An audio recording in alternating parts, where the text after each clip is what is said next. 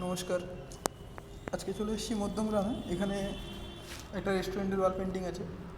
তো আমাকে যখন ছবিটা পাঠাই তখন আমি দেখি গোটা কাজটার মধ্যে অজস্র রঙের কাজ, কোলাজের মতো করে রঙগুলো হবে, তারপরে আবার তার উপরে আবার আলপনা হবে, একদমই ট্রেডিশনাল বেঙ্গলি আলপনা যেটা সেটাই হবে।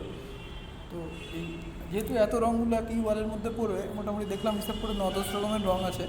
তো রঙ মিস্ত্রি দাদাদের দিয়ে এইভাবে রঙটা করানোটা খুব চাপের।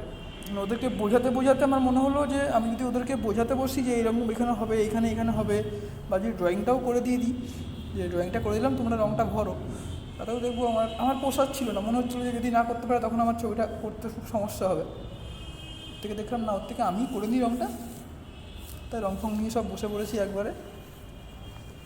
আগে রং ঠংগুলো বেসগুলো কমপ্লিট করব, তারপর আলপনাগুলো করব।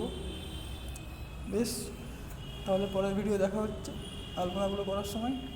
ততক্ষণের জন্য টাটা, বাই। আবার দেখা হবে পরের ভিডিওতে।